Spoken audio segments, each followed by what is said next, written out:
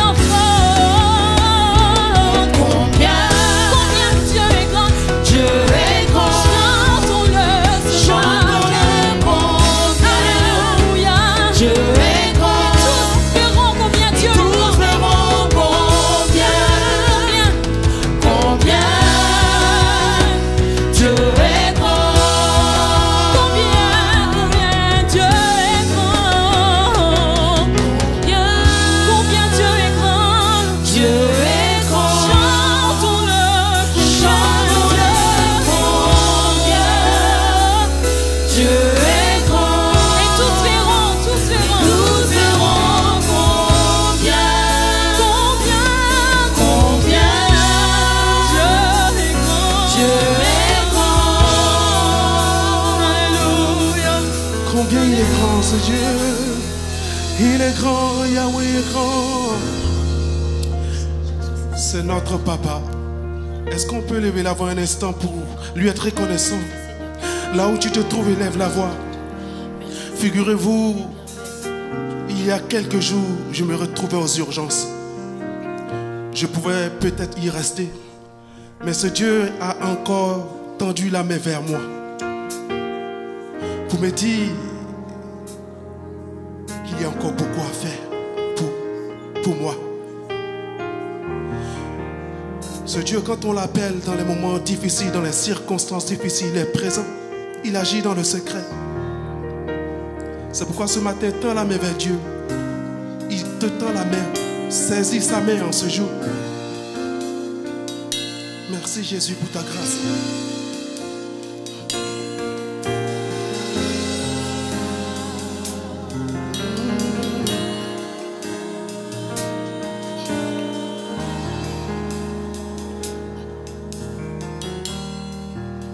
C'est mon papa. Quand je l'appelle, il répond. C'est mon papa. Quand je l'appelle, il répond. Quelle que soit l'adversité, quelle que soit l'adversité, il répond. C'est mon papa.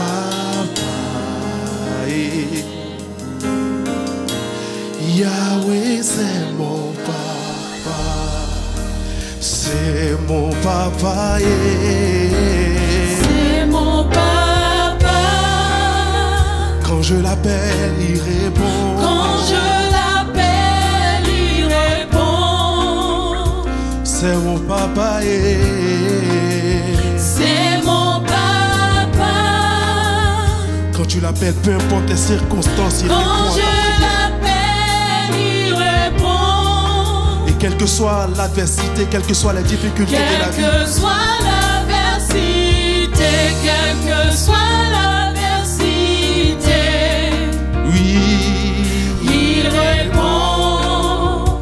c'est ton papa, il répond à tes prières. C'est mon papa. Yahweh, c'est mon papa. C'est mon papa. C'est mon papa.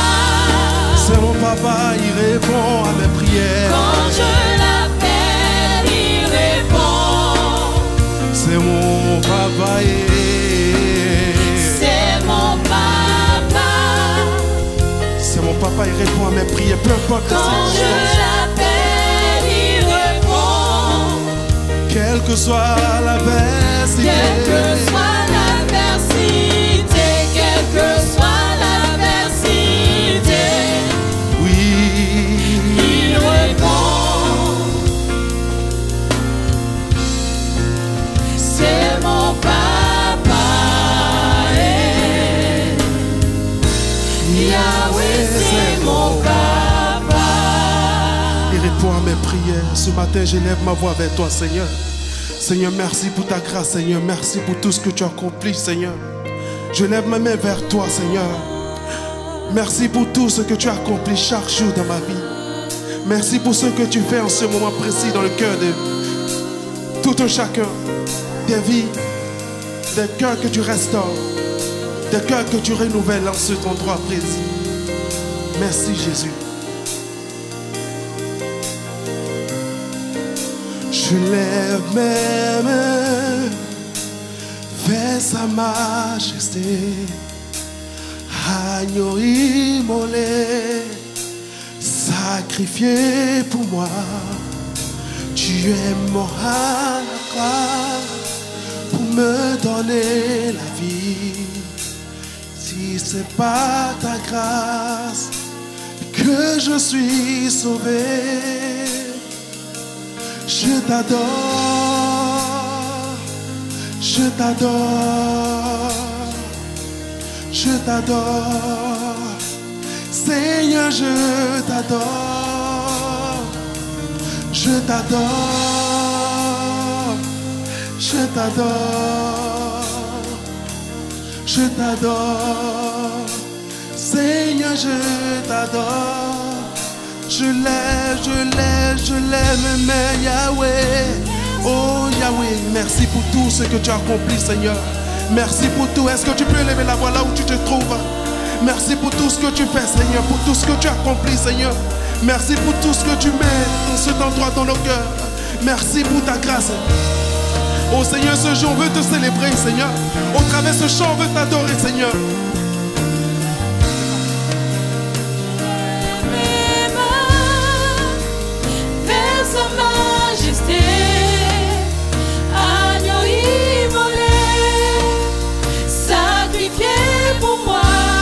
Il est mort à la croix pour toi. Il est mort à la croix pour me donner la vie.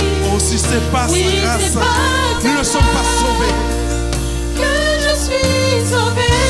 Je lève mes mains pour l'adorer. Je lève mes mains pour le célébrer. Je lève mes mains pour le contempler. Oh Seigneur, merci pour ta grâce. Merci pour tout ce que tu as accompli, Seigneur. Pour moi, tu es mort à la croix pour me donner la vie. Oh, si c'est pas sa grâce, je ne suis pas sauvé. Oh, tout n'est pas sa grâce.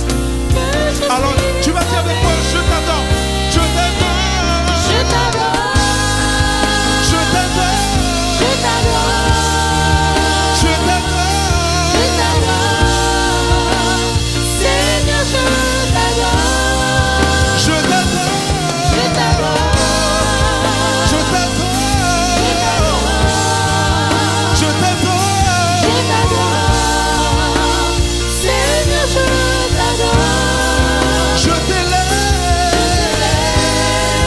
Je t'élève. Je t'élève. Je t'élève. Seigneur, je t'élève. Je t'élève. Je t'élève. Je t'élève. Je t'élève. Yahweh, je t'élève. Je t'élève. Seigneur, je t'élève. Je t'adore. Je t'adore. Je t'adore. Je t'adore. Seigneur, Avec le peuple, on va le chanter tous ensemble. Je t'adore. Adore le Seigneur au travers de ce chant. Chante-le de tout ton cœur. Seigneur, je t'adore.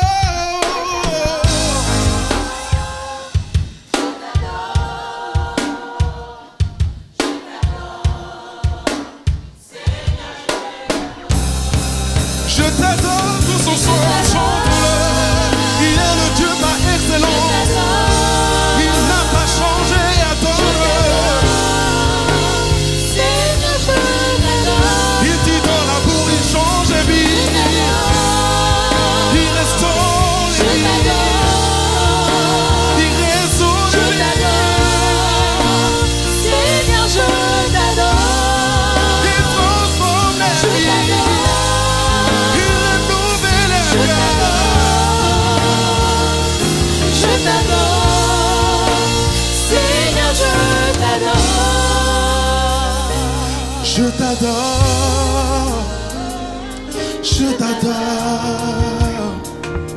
Je t'adore. Seigneur, je t'adore.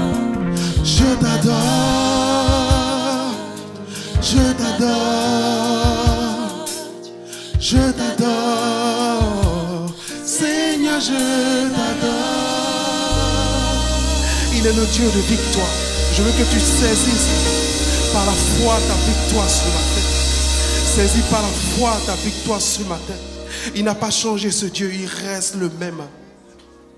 Nul ne peut vaincre ce Seigneur-là qui est toujours dans ta vie. Il n'a pas changé.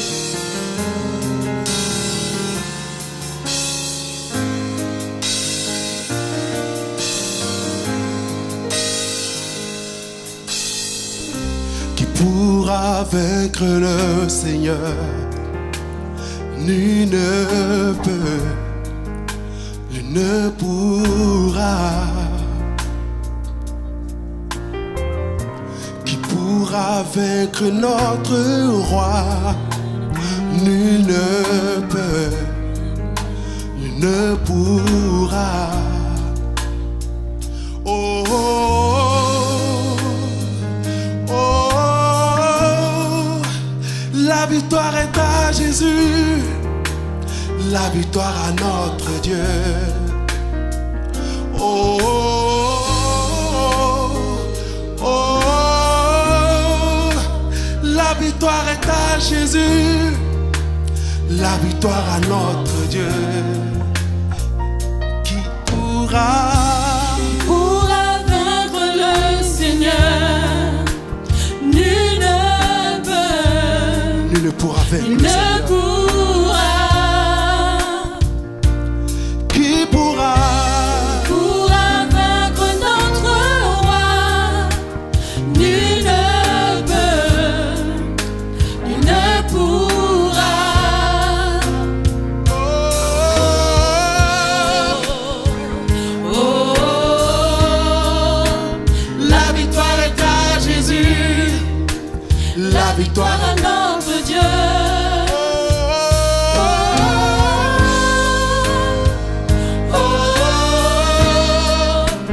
La victoire est à Jésus, la victoire à notre Dieu. Oh, Oh, la victoire est à Jésus, la victoire à notre Dieu.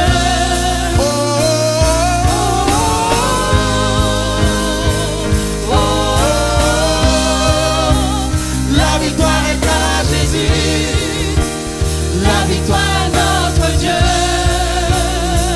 je mets ma confiance en toi. Je mets mon espoir en toi. Ma délivrance, mon pourvoyeur. Je nie ma victoire en ton nom. À jamais victorieux, à jamais vainqueur. J'ai mis ma Ma délivrance, mon pourvoyeur. Je vous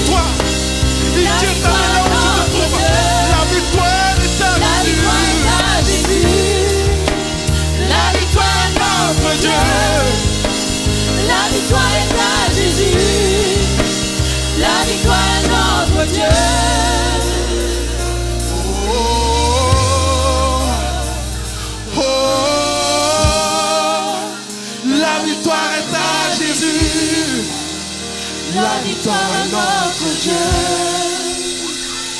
Oh, oh, oh, la victoire est à Jésus.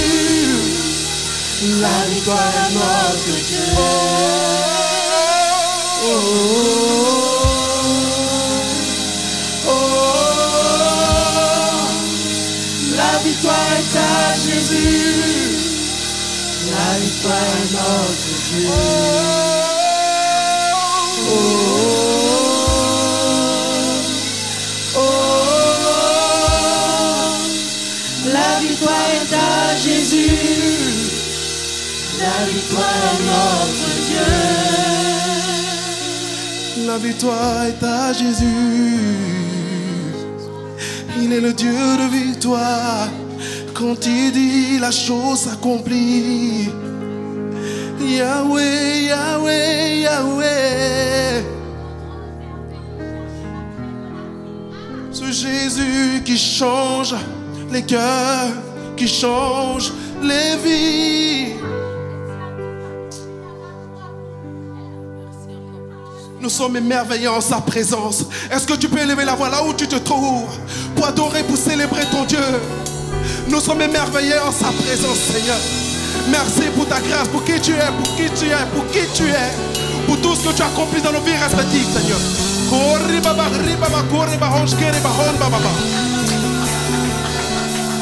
Élève la voix là où tu te trouves, adore ton Dieu. Élève la voix là où tu te trouves, adore ton Dieu. Ne regarde pas ton voisin, ne regarde à personne. Célèbre ton Dieu là où tu te trouves. Élève la voix et laisse Dieu faire la transformation ce matin. Laisse Dieu faire la restitution ce matin. Au travers de ta voix, au travers de ton cœur, que lui parle sincèrement.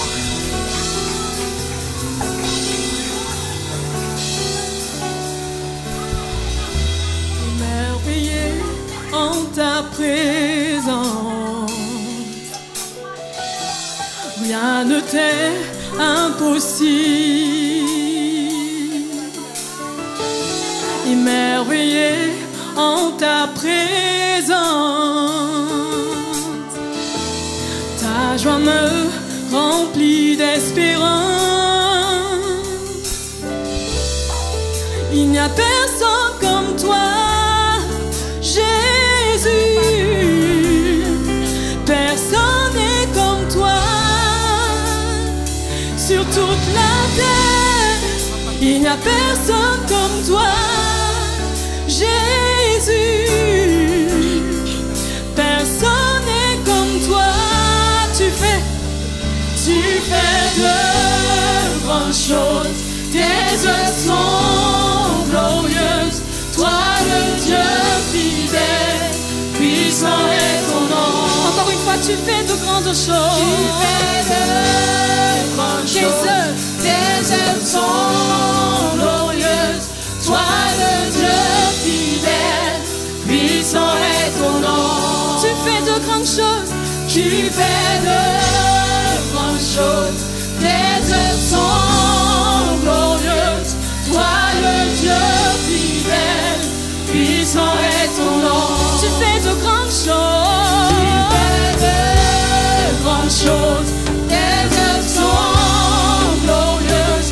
Toi le Dieu fidèle, puissant est ton nom. On va dire émerveillé, Seigneur, en ta présence. Émerveillé en ta présence. Rien ne t'est impossible. Rien ne t'est impossible. Seigneur, émerveillé en ta présence. Émerveillé en ta présence. Oui, ta joie me remplit d'espérance. Seigneur, il n'y a personne comme toi. Il n'y a personne comme toi. Jésus, Jésus.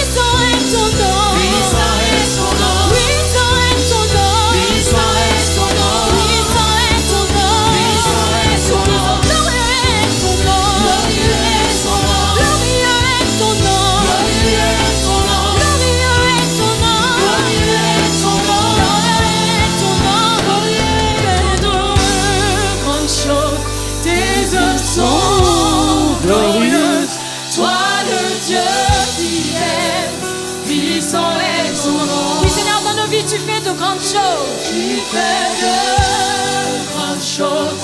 Tes œuvres sont glorieuses.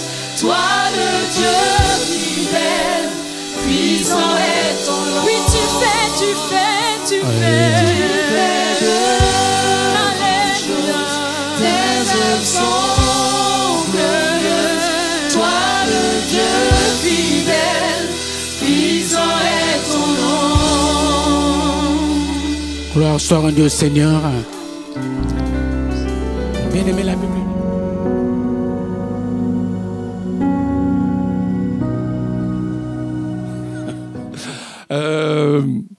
Nous allons ouvrir la parole de Dieu, bien sûr.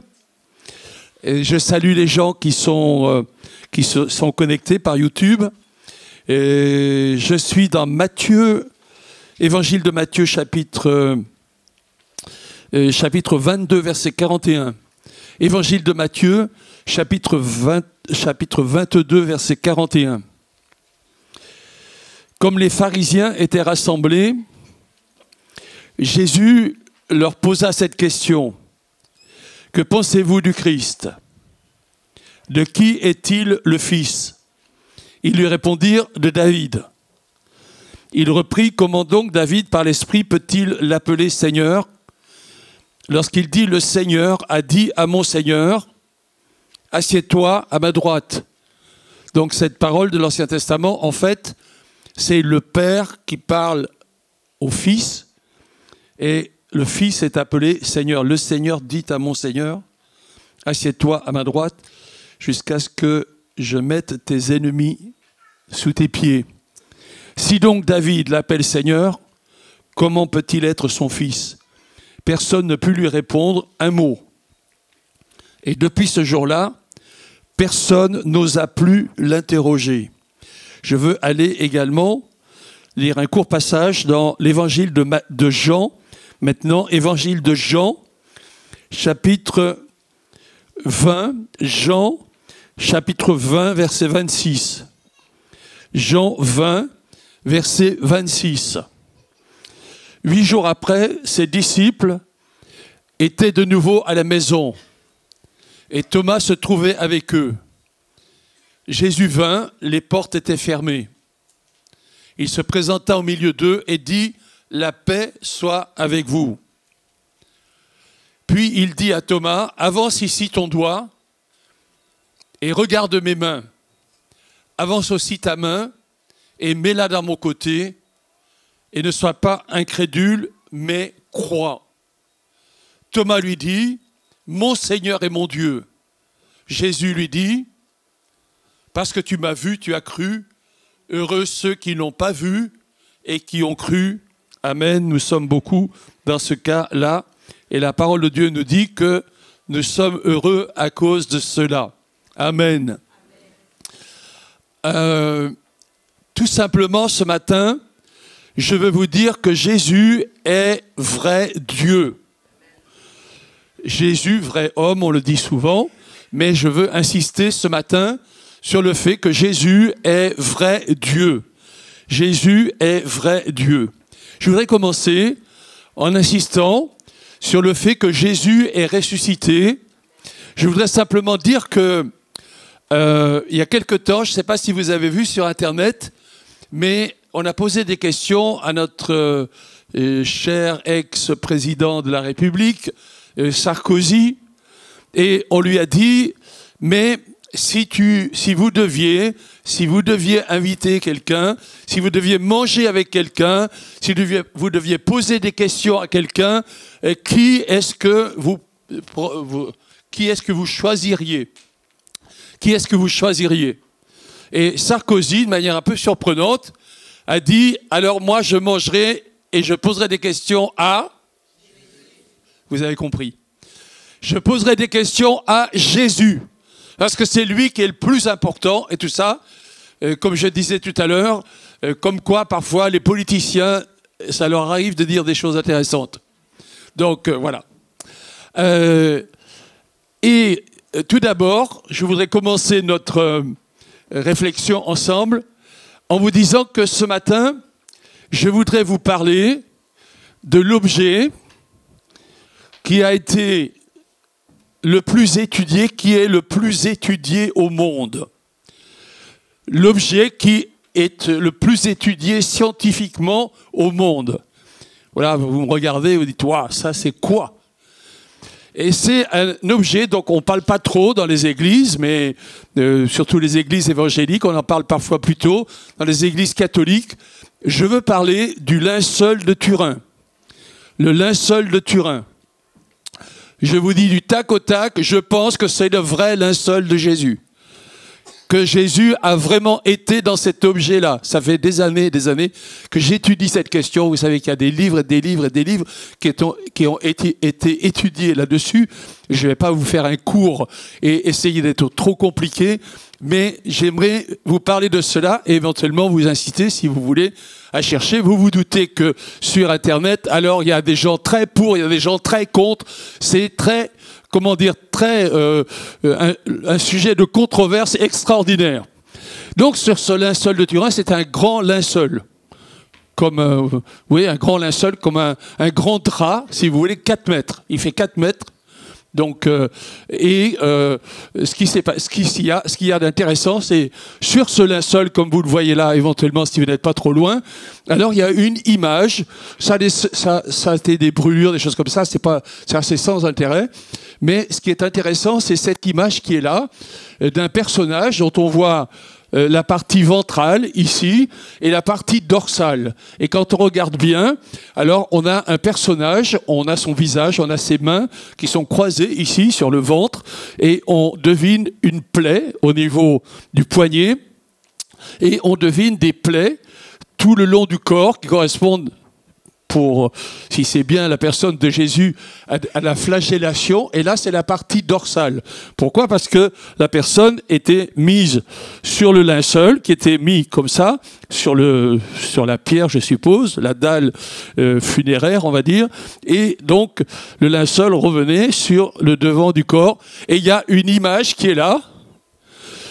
Et vous devez savoir que jamais personne, ça a été étudié par la NASA, ça a été étudié, voilà, jamais personne n'a réussi à expliquer comment cette image s'est formée. C'est pas de la peinture, c'est comme quelque chose qui a été roussi, vous savez. Si vous avez un linge un peu blanc, vous le mettez sur quelque chose de très chaud, ça devient un peu, comme vous voyez là, un peu sombre. Et on a une image, en fait, en négatif. Et un jour, quand la photographie a été découverte, alors quelqu'un, en particulier, a photographié le visage de la personne. Et quand, ça à l'époque, on mettait le négatif, et ensuite, ça devenait positif. Quand c'est devenu positif, waouh, c'était un visage clair, facile à voir. Alors, j'ai dit que donc il y a une image, et j'ai dit qu'il y a des traces de sang. C'est du vrai sang. Donc, vous vous doutez qu'il y a eu énormément de réflexion à ce sujet-là. Est-ce que tu peux avancer et mettre la diapositive suivante? Donc, j'ai mis que l'image était un négatif. Vous vous doutez que les médecins ont examiné, en particulier même les traces de sang, parce que les traces de sang, elles sortent pas de n'importe où, elles sortent des veines, elles sortent des artères éventuellement. Et donc, est-ce que ça correspond à une réalité anatomique? Oui, ça correspond à une réalité anatomique. C'est ce que j'ai mis sur ma diapo. Cette image, en devenant positif, prend une netteté inattendue et fait apparaître une perfection anatomique. C'est-à-dire que c'est exact du point de vue anatomique. Il y a eu vraiment quelqu'un là. Il y a eu vraiment quelqu'un qui a été crucifié, avec une plaie donc dans le poignet, une plaie au pied, une trace de lance et une trace de couronne d'épines et la flagellation dont je vous ai parlé. Et puis, j'ai mis ce corps prend un modelé tout à fait juste, ce n'est pas une empreinte, donc c'est quelque chose qui est tout à fait clair. Tu peux mettre la diapo suivante, s'il te plaît. C'est tellement précis que on a pu faire une sorte de représentation du corps de la personne et on a à peu près quelque chose comme vous voyez là. On avance. Donc, quand on a en particulier fait la représentation que je viens de vous montrer, certains visiteurs dans cette sorte de musée ont dit la chose suivante, qu'ils avaient l'impression de se trouver devant l'image du corps de Jésus de Nazareth. Une représentation un peu difficile à voir, un choc profond devant le mystère de tant d'amour offert par notre Seigneur. Si une telle représentation peut être, selon lui, dérangeante pour certains visiteurs, il y voit pour d'autres l'occasion de contempler les signes physiques de la passion du Seigneur et de l'amour de Dieu qui s'est fait chair en Jésus-Christ. Donc, c'est pour nous rappeler, alors on parle évidemment souvent de la croix, mais la croix, c'était quand même terrible.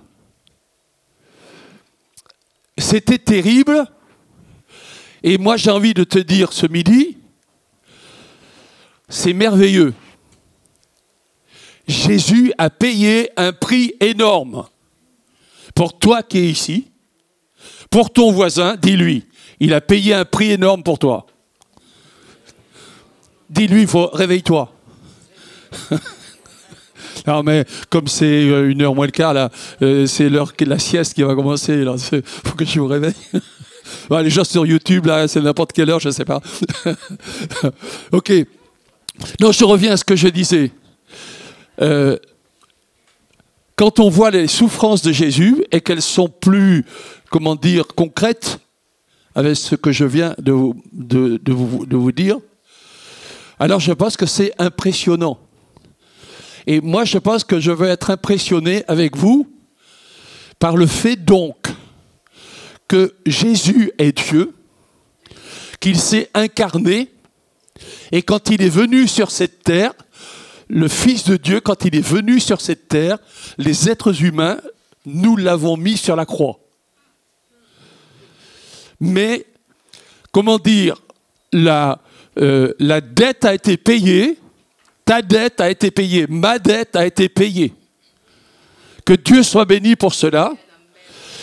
Jésus a vécu comme cela. En fait, si vous réfléchissez bien, comme on l'a chanté, sur la terre, il n'y a personne comme Jésus. Sarkozy, il avait raison. Les autres, c'est des êtres humains, même ceux qui se disent prophètes ou Bouddha ou je ne sais pas. Voilà, c'est des êtres humains. Ils proposent certaines choses. Ils peuvent nous parler de l'au-delà, peut-être.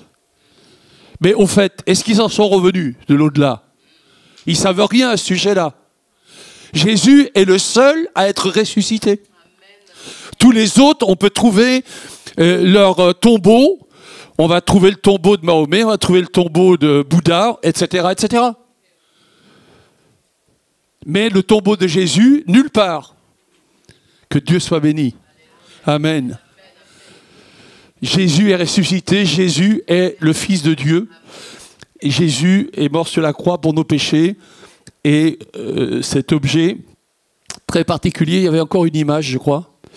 Cet objet très particulier, voilà, dans le musée dont je parle, c'était une représentation à partir de l'image tellement précise dont je suis en train de vous parler.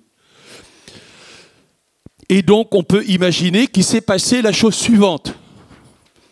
Qu'au moment de la résurrection, donc le corps de Jésus étant dans ce linceul dont je viens de vous parler et dont la Bible parle très clairement, donc il semble que au moment de la résurrection, c'est ce que ce que beaucoup expliquent, une sorte de flash lumineux qui fait que cette image s'est imprimée sur un linge. C'est un drap, sur un drap. Voilà. Mais je répète que personne n'a jamais pu expliquer. C'est pas de la peinture. Personne n'a peint et tout ça. Voilà. Il y a deux choses. Il y a l'image et il y a les traces de sang. Les deux choses, voilà. Je vais avancer. pour dire que dans la Bible, donc, Jésus est parfois appelé Dieu. Alors je ne sais pas si vous réalisez, mais qu'un être humain puisse être dit prophète, on comprend. C'est intéressant, mais ce n'est pas extraordinaire. Mais que Dieu, le Créateur, le Fils de Dieu, celui qui a créé l'univers, puisse venir sur la terre, c'est vrai que c'est hallucinant. Comme je disais tout à l'heure, l'univers, c'est immense. L'univers que l'on connaît actuellement, c'est-à-dire imaginez une sorte de globe que l'on connaît, parce qu'on ne sait pas ce qu'il y a au-delà, simplement parce que la lumière ne nous est pas encore arrivée. Donc on ne sait pas. Mais l'univers observable, c'est 80 milliards d'années-lumière. 80 milliards d'années-lumière. La lumière, ça met 1 seconde pour venir de la Lune. Déjà, en 10 ans, vous pouvez imaginer qu'elle a parcouru des distances extraordinaires et en 80 milliards d'années. Nous sommes dans un univers qui est extraordinaire. Parfois on dit non mais c'est la vie de tous les jours et tout ça. Pardon, réfléchissons un tout petit peu. Il y a des choses extraordinaires. Je disais tout à l'heure et je vais répéter avec vous. Peut-être que vous n'avez pas réfléchi, mais chacun d'entre nous, êtres humains que nous sommes, Homo sapiens pour les savants, nous avons un cerveau qui est une merveille.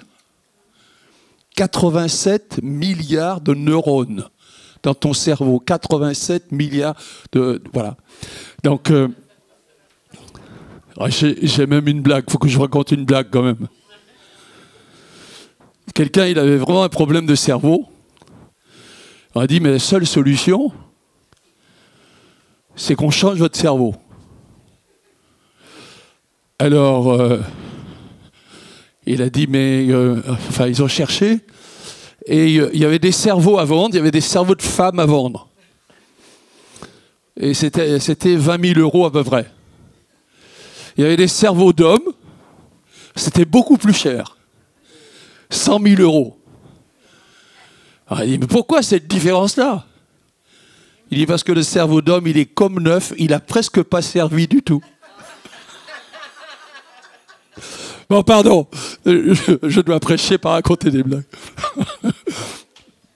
Je reviens, 87 milliards de neurones.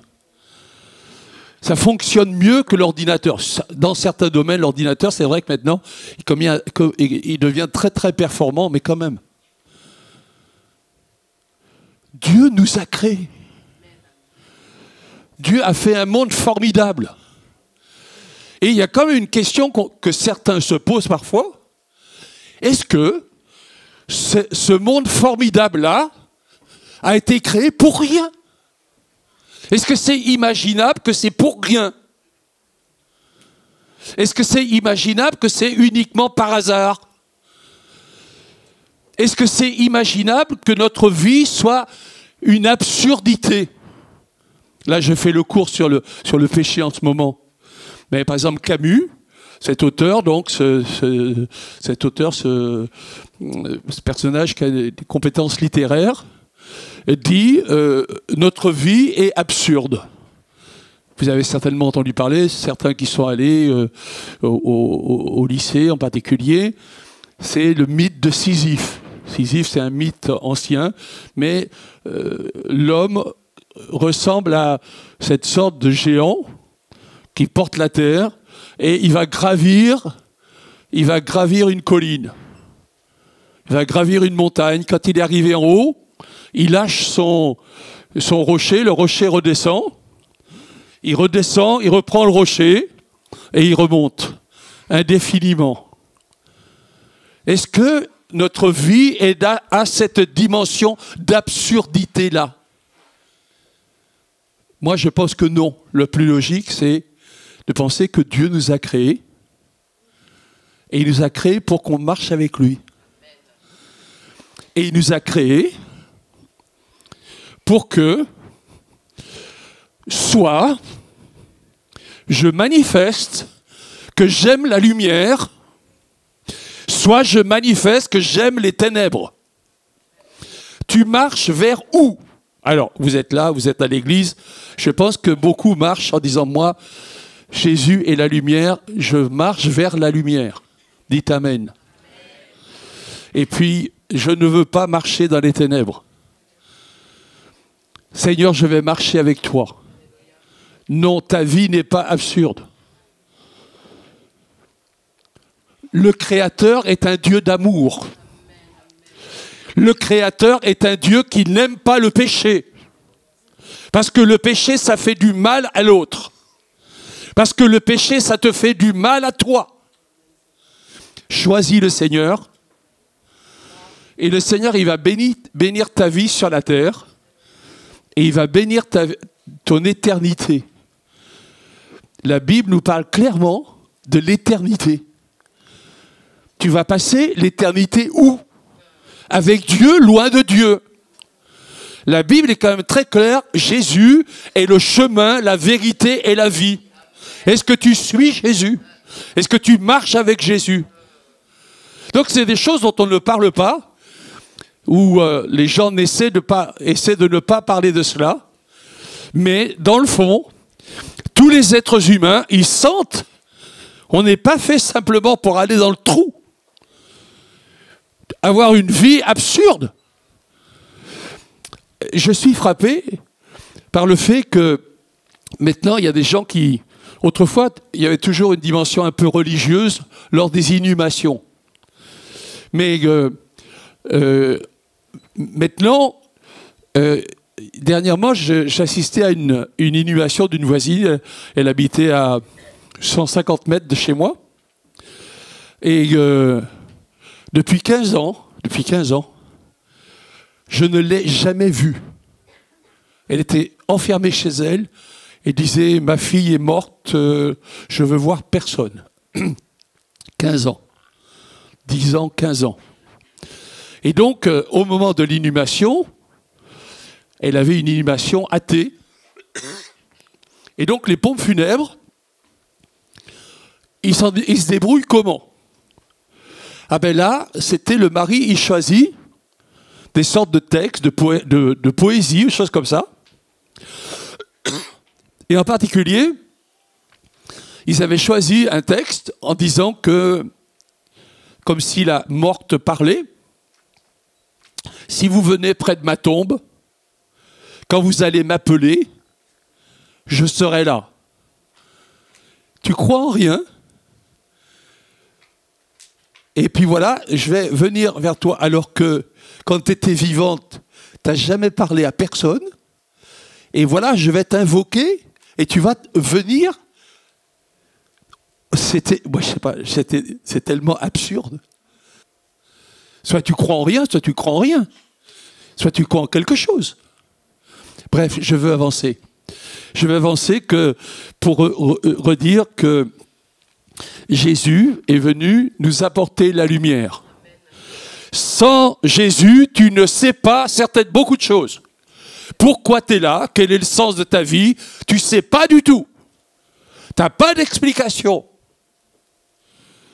Mais si je comprends qu'il y a un Dieu d'amour et que ce Dieu d'amour, il n'avait pas besoin de nous créer.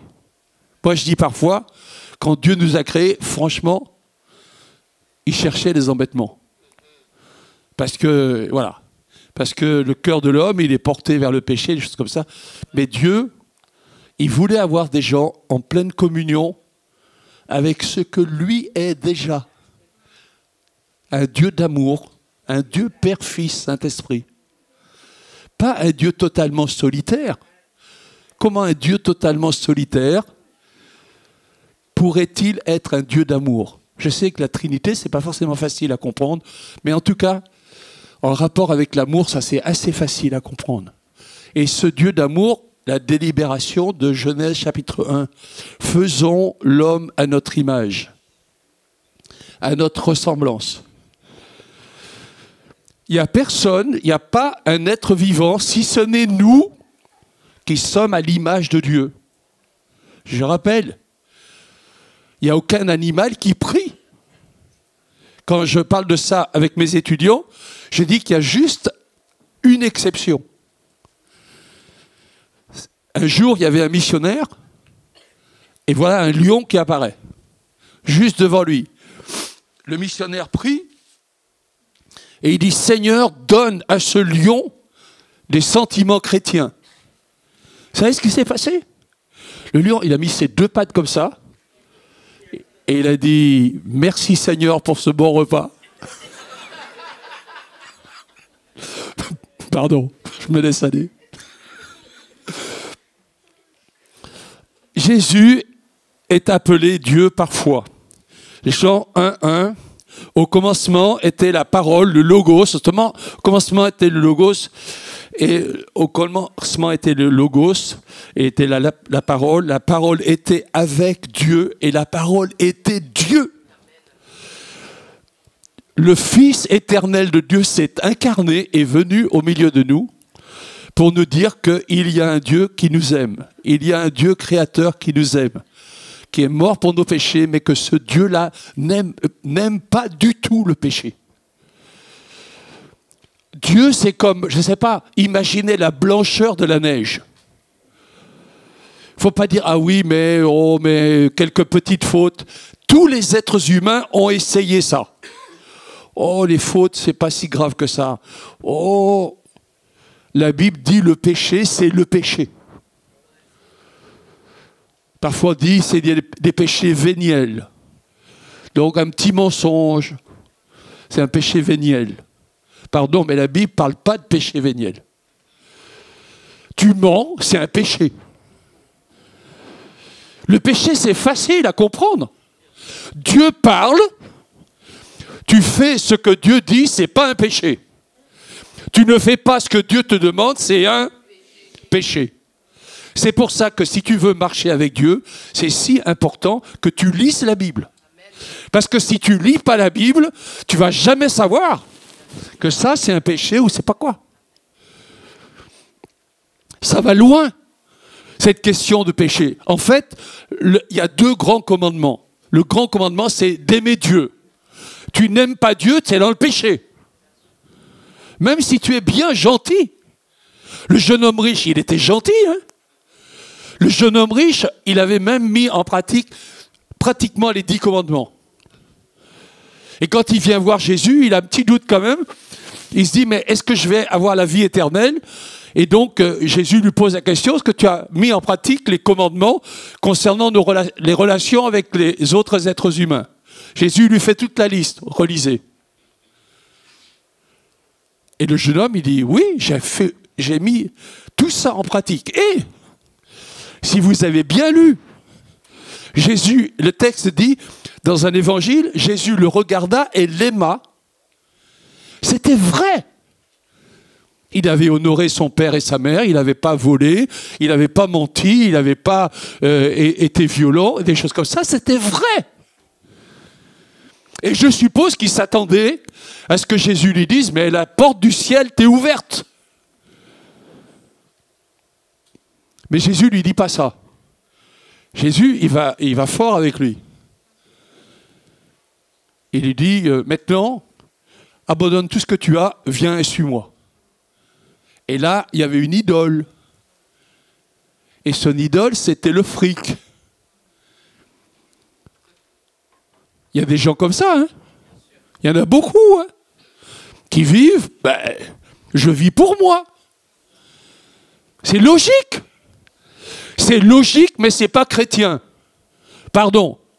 Parce que ma vie doit appartenir au Seigneur. Dis Amen. Ta vie doit appartenir au Seigneur. Et si toi, tu penses que ça, c'est bien, mais si Dieu te dit non, laisse ça de côté, même si c'est quelque chose de pas mal, hein. C'était pas mal d'avoir une ferme, d'avoir des récoltes. C'est pas mauvais. C'était pas un péché en soi. Mais ce qui était un péché en soi, c'est je fais passer ma vie personnelle avant le Seigneur. Est-ce que tu as vraiment donné ta vie au Seigneur? Est-ce que le Seigneur te dirige comme ça? Est-ce que éventuellement tu dis, moi j'aimerais bien faire ça, mais Dieu te dit non? Alors s'il te dit non, c'est mieux de ne pas le faire. Sinon tu vas pourrir ta vie. Je suis pasteur depuis longtemps, vous le savez. Donc j'ai vu, même ici à Sarcelles, des gens qui se tournaient vers le Seigneur. Et puis, quelque temps après, ah ben oui, mais il y a une belle copine. Il y a un beau copain. Et puis, quand même, on va se marier. Et puis, bon, on n'a plus tout à fait de temps. Alors, on couche ensemble un peu avant. Et puis après, on dit, non, mais moi, je peux venir à l'église, parce que quand je viens à l'église, je me sens pas bien. Hein. Ah oui, tu te sens pas bien, d'accord. Et voilà, et tu vas te retrouver où? Loin de Dieu. Je veux te dire ce matin, ne gâche pas ta vie. Marche avec Dieu. Et si Dieu te dit et te demande quelque chose de difficile, fais-le. Parce que si Dieu te demande ça, alors il va t'aider pour que tu le fasses. Et tu vas te dire, merci Seigneur. Quand être chrétien, c'est pas tout facile. Hein. Paul, il aurait été tellement plus tranquille s'il ne s'était pas converti. Si tu veux être tranquille, si tu veux t'épanouir personnellement, ça ne va pas marcher. Parce que ce n'est pas comme ça qu'un être humain est heureux. Un être humain, il est heureux quand il est en communion avec Dieu. Quand il marche avec Dieu. Quand il sait que il y a plus de joie, dit le texte, pour un pécheur qui se repent. Tu vas évangéliser, peut-être tu te dis non mais moi évangéliser dans la rue jamais, mais tu vas évangéliser, la personne se convertit. Wow, la joie de Dieu. Le Seigneur t'appelle peut-être l'un ou l'autre, je ne sais pas, à devenir prédicateur. Tu vas dire non mais moi je vais gagner des sous.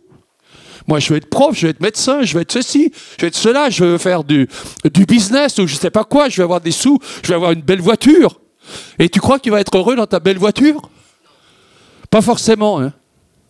Elon Musk, là, j'entends dire qu'il est plus ou moins sous drogue ou je ne sais pas quoi. Il a, je ne sais pas, 430 milliards de fortune. Le plus fortuné au monde. Ça ne te rendra pas forcément tellement heureux. Je vais avancer parce que, voilà. Jésus est appelé Dieu. Souvenez-vous, Thomas, il est incrédule, il a des raisons d'être incrédule. Les autres lui disent, Jésus est ressuscité. Il dit, quoi? Alors, ça ne s'est jamais vu. Et donc il dit, non, mais moi, si je ne mets pas mon doigt dans la trace des clous, jamais je croirais. Donc il est comme ça. Bon, il est d'une certaine manière. Et Jésus apparaît. Il dit, tiens, regarde. Et là, Thomas, vous l'avez vu, wow, il se met à genoux. Mon Seigneur et mon Dieu. T'es vraiment Dieu. Que Dieu soit béni. Je vais avancer. Je ne veux pas vous inonder de versets, mais j'ai mis dans mes diapos l'expression « Fils de Dieu » a le sens de Dieu le Fils et a le sens de Dieu au sens, comment dire, absolu du terme, au sens absolu du terme. Depuis longtemps, les êtres humains sentent plus ou moins. Il y a un monde spirituel. Mais en général, on a l'idée, il y a un monde spirituel. Par exemple, dans le monde grec, il y a des daimons. Vous savez, c'est le mot correspondant à démon.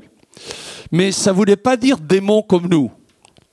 Ça voulait dire des êtres spirituels, ils sont peut-être bons, ils sont peut-être mauvais, on ne sait pas trop. Et donc, comme on ne sait pas trop, c'est dans toutes les cultures comme ça en fait. Comme on ne sait pas trop, il faut être gentil avec eux. Il faut leur donner ce qu'ils nous demandent. Et puis c'est donnant-donnant. Tu me donnes, je te donne. Parfois, certains ils vont très loin, hein, avec vaudou ou je ne sais pas quoi. Ça veut dire que tu me donnes éventuellement la vie de ton enfant. Ça va jusque-là. Mais la Bible est beaucoup plus claire. D'un côté, il y a les démons, et de l'autre côté, il y a les anges. D'un côté, il y a le diable, et de l'autre côté, il y a Dieu. Et moi, ma Bible me dit que si tu marches avec Dieu, le démon, il ne peut pas te toucher. Dis Amen. Parce qu'il y a des chrétiens, parfois, ah oui, mais quand même, le démon, il est toujours là, hein. Et puis l'autre, là, il a fait des choses contre moi, et puis moi, j'ai quand même peur. Tu as encore peur? Tu ne sais pas que Jésus habite en toi? Que celui qui est en nous, il est plus fort que celui qui est dans le monde?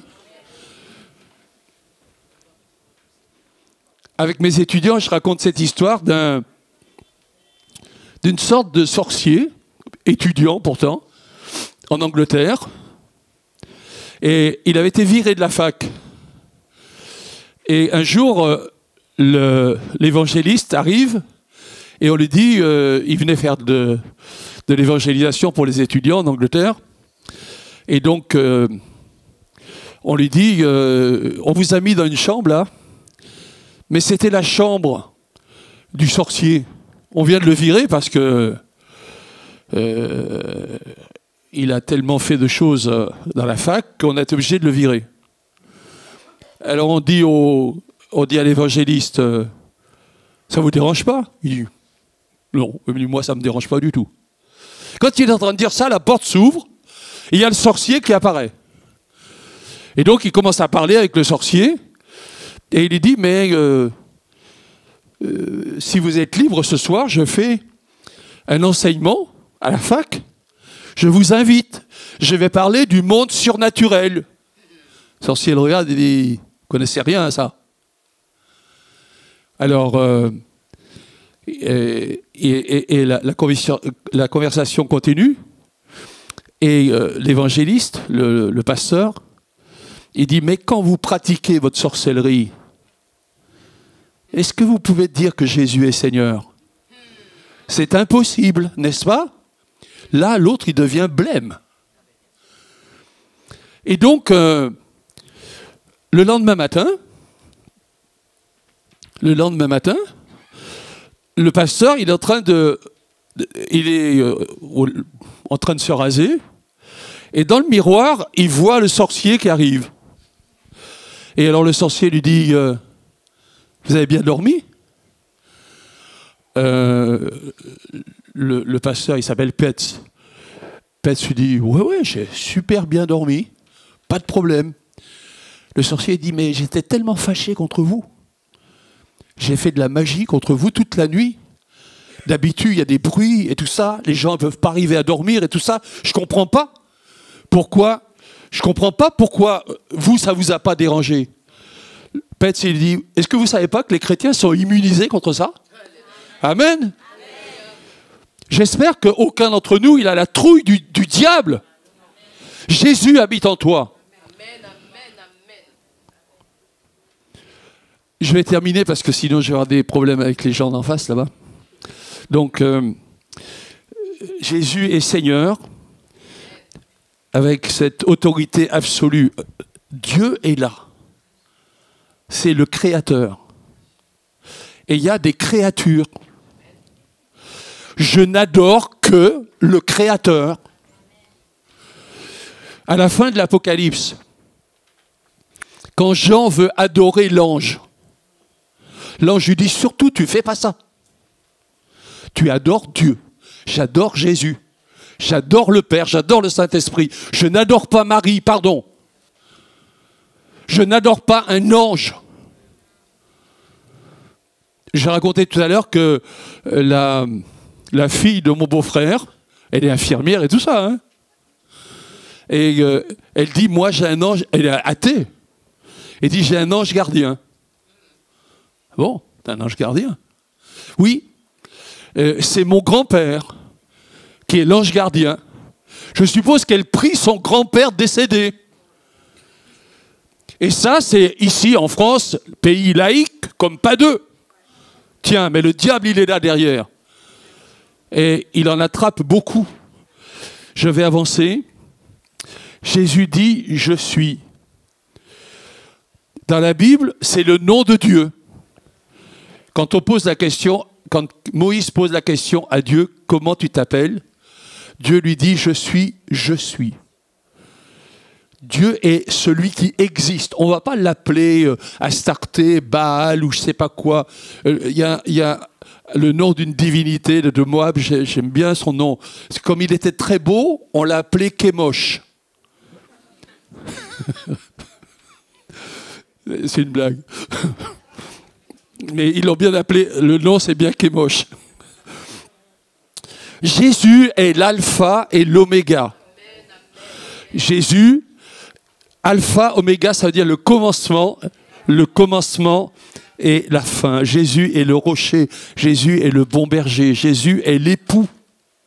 Quand on baptisait, si tu peux me mettre la diapo avec un très beau, super, voilà. Il y a des très beaux baptistères, en particulier dans le Maghreb, en Tunisie en particulier. Et donc, je vous rappelle que dans les premiers siècles, on baptise par immersion. On n'a jamais baptisé en mettant quelques gouttes d'eau sur la tête du bébé. On baptise des adultes et on baptise par immersion. Mais parfois, c'est immersion debout. C'est-à-dire qu'on met la personne dans l'eau comme ça, on lui appuie sur la tête et tout ça. Et ça, c'est une cuve baptismale. Simplement, ce que je veux vous dire, c'est vous indiquer ce qui est là. Et ce qui est, si tu me mets la diapo suivante, merci à l'opérateur ou l'opératrice, tu vois, et tu vois alpha et oméga. Alpha, oméga, c'est donc première lettre et dernière lettre de l'alphabet grec. A, nous, ça serait A, Z. D'accord? Et entre les deux, cette sorte de P, en fait, c'est deux lettres grecques. C'est le début du mot Christ. Christ, alpha et oméga. C'est-à-dire que quand on baptise quelqu'un au 1er siècle, un vrai chrétien, c'est quelqu'un que l'on baptise parce qu'il croit que Jésus est Dieu, alpha et oméga. Alpha et oméga. Je vais terminer rapidement. Il y a un autre magnifique baptistère qui va être mis à l'écran. Je vais arriver à mes conclusions pratiquement. Jésus dit, moi et le Père, nous sommes un. Jean 10, verset 30. Moi et le Père, nous sommes un. Jean 8, 58. Amen, amen, je vous le dis, avant qu'Abraham vienne à l'existence, moi je suis. Parole de Jésus. Et donc, les gens qui sont là, ils prennent des pierres. Parce qu'ils ont très bien compris ce que Jésus est en train de dire. Il est en train de dire qu'il est Dieu qui est venu sur la terre et qu'il existait avant Abraham. Les gens disent, mais t'as juste 50 ans. Comment c'est possible que Abraham t'ait vu? Mais Jésus est en train d'expliquer qu'il est l'incarnation du Fils de Dieu et que donc, amen, amen, je vous le dis, avant qu'Abraham vienne à l'existence, moi je suis. Matthieu 28, verset 20, tous les jours, je suis tous les jours avec vous, jusqu'à la fin du monde. Jésus est avec toi, si tu es chrétien. Jésus est avec toi. Ça va pas? Tu es chrétien, Jésus est avec toi. Confie-toi en lui, commence pas à t'affoler et tout ça. Jésus va t'aider, Jésus est là. Appuie-toi sur lui. Ah oui, mais il y a eu ceci, il y a eu cela. Je sais tout ce qu'on peut dire, et oui, et c'est vrai parfois. Viol, des choses horribles. Des choses horribles. Tout à l'heure, quelqu'un me disait, mais mon frère a été tué par balle parce que dans nos banlieues, c'est des choses qui arrivent souvent, des choses comme ça. Dieu est avec toi. Tu es chrétien, tu as mis ta vie entre les mains du Seigneur, marche avec lui. Il est tous les jours avec nous jusqu'à la fin du monde. Il pardonne les péchés. Il pardonne les péchés. Il t'a réconcilié. Je n'ai pas le temps de trop développer, mais quand même. Tu as cru en Jésus, tu es sauvé. Il y a des gens qui disent, oui, mais si juste avant de mourir, je mens, je vais en enfer. Pardon, il ne faut pas mentir, je suis d'accord. Mais tu as marché avec Dieu pendant 20 ans, 30 ans? Non. Tu es sauvé. Tu t'es engagé avec Dieu, tu es sauvé. Il te tient dans sa main. C'est vrai que si quelqu'un commet un péché, il meurt juste après, mais tu es déjà sauvé. Tu t'es repenti une fois, tu t'es converti une fois, tu es sauvé. Quand tu te maries une fois, tu es marié, moi je suis marié une fois. Mais ça fait 53 ans, hein. Ça ne change rien. Hein. Tu t'es converti une fois, tu es converti. Dieu te tient dans sa main. Nul ne vous ravira de ma main. Enlève ces idées que le diable peut peut-être te mettre dans la tête. Et ce que je voulais dire, mais hyper vite, pardon. Voilà. Comme je disais tout à l'heure, ne confondez pas la tentation et le péché. Le diable nous embrouille la tête avec ça. J'explique. Jésus, est-ce qu'il a été tenté? Oui, non. Et l'Épître aux Hébreux va même très loin. Il a été tenté comme nous en toutes choses. Une tentation, c'est quoi? C'est une idée bizarre qui te traverse la tête. C'est la tentation. Jésus a été tenté, tu l'es. Moi aussi. C'est normal. Tu ne peux pas éviter ça. Mais tentation n'est pas péché. Péché, c'est quand l'idée qu'elle a, tu te dis quand même, c'est pas si mal, tiens. Ah oui, et puis là, ouais, c'est vrai que la Bible dit honore ton père et ta mère, mais bon, quand même, ma mère, elle exagère. Hein.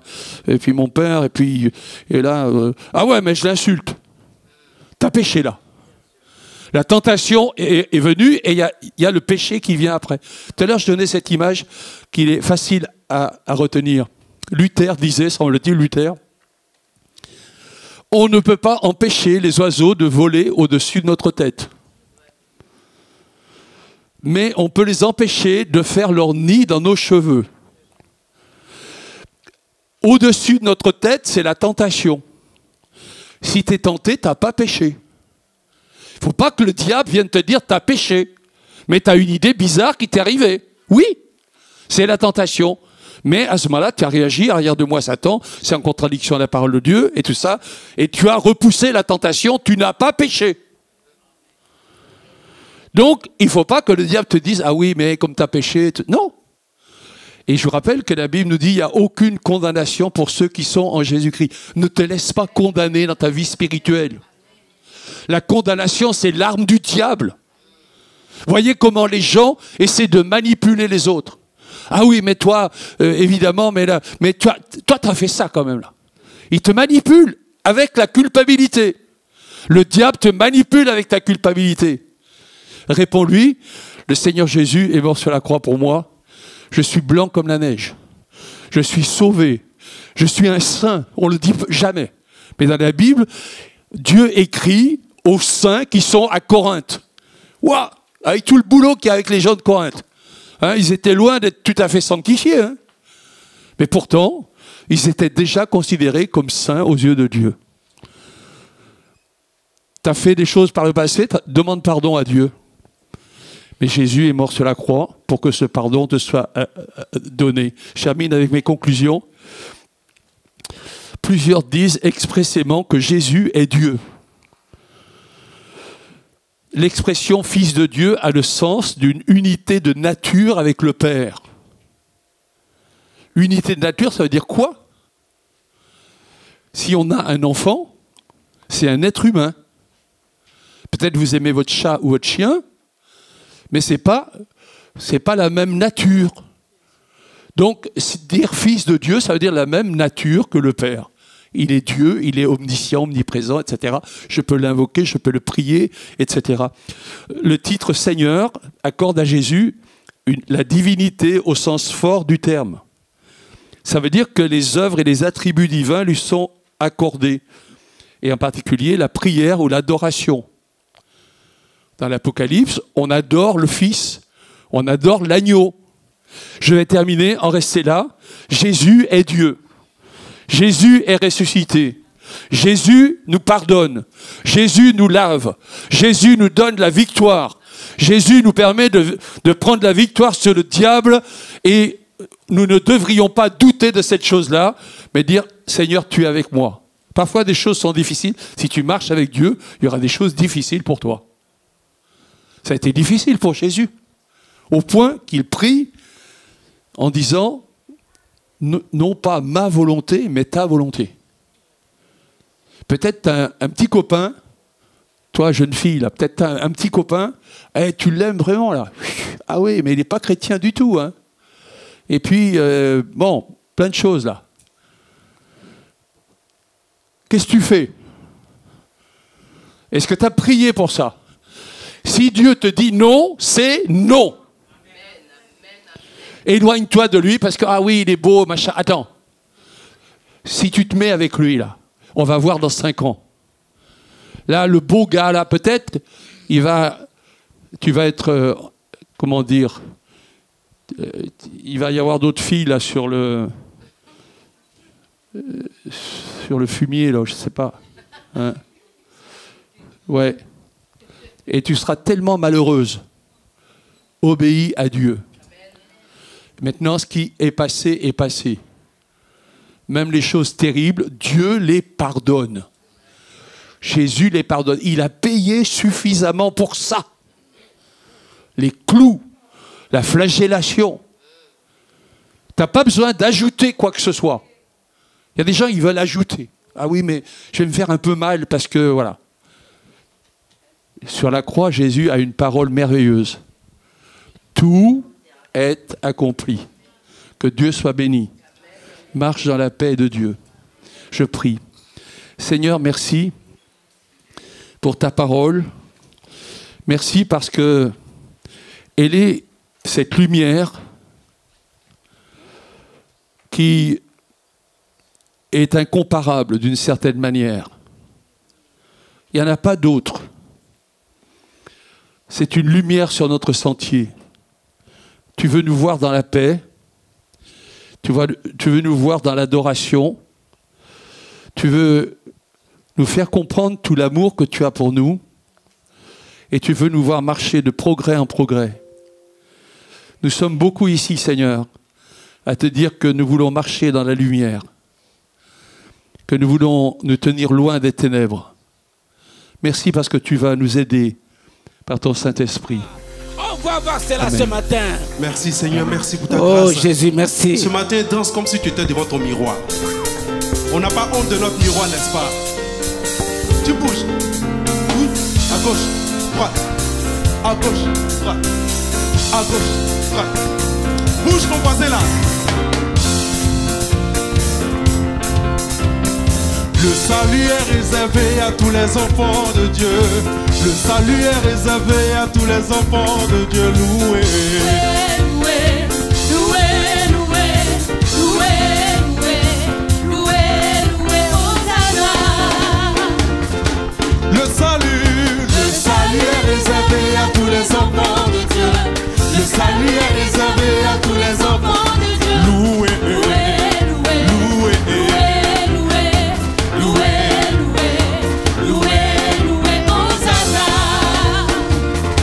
le salut, Le salut réservé à tous les enfants de Dieu. le salut, Le salut réservé à tous les enfants. il faut le louer, louer, louer, Loué, Hosanna. Alors venez, comment? Venez voir comme Jésus-Christ est bon. Venez voir comme Jésus-Christ est bon. Venez, venez, venez, venez. Venez voir comme Jésus-Christ est bon. Chante avec nous, venez. Venez voir comme Jésus-Christ est bon. Venez voir comme il est bon. Venez voir comme Jésus-Christ est bon. Venez, venez, venez, venez. Venez voir comme Jésus-Christ est bon. Venez voir comme il est bon. Venez voir comme Jésus-Christ est bon. Venez voir comme il est bon. Venez voir comme Jésus-Christ est bon. Venez, venez, Venez, venez, venez.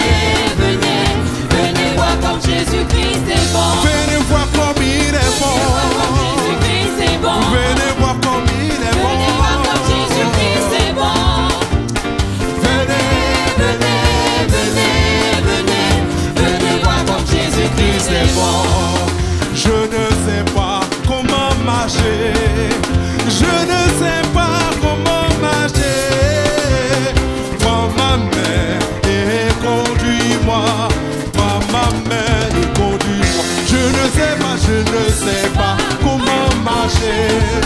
Je ne sais pas comment marcher. Prends ma main et conduis-moi. Prends ma main et conduis-moi. Prends ma main, Seigneur, prends ma main et conduis-moi. Prends ma main et conduis-moi. Prends ma main, Seigneur.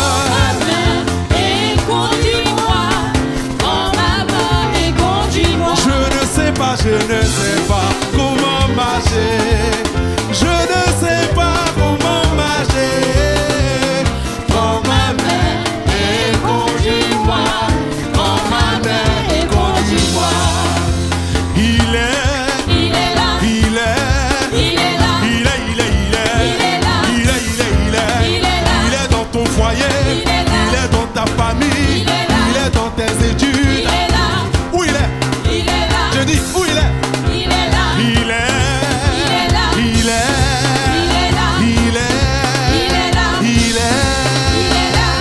Jésus prend ma vie. Prends ma vie. Oh Jésus prends ma vie. Prends ma vie. Jésus prend mes problèmes. Prends mes problèmes. Jésus prend mes problèmes. Prends mes problèmes. Jésus prend mes problèmes. Il est là. Il est là.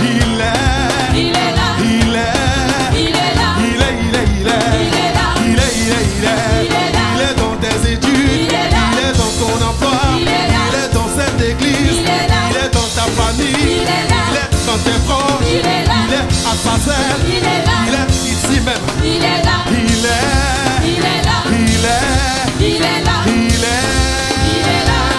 Jésus prend ma vie. Merci. Amen. Acclamons très fort le Seigneur Jésus.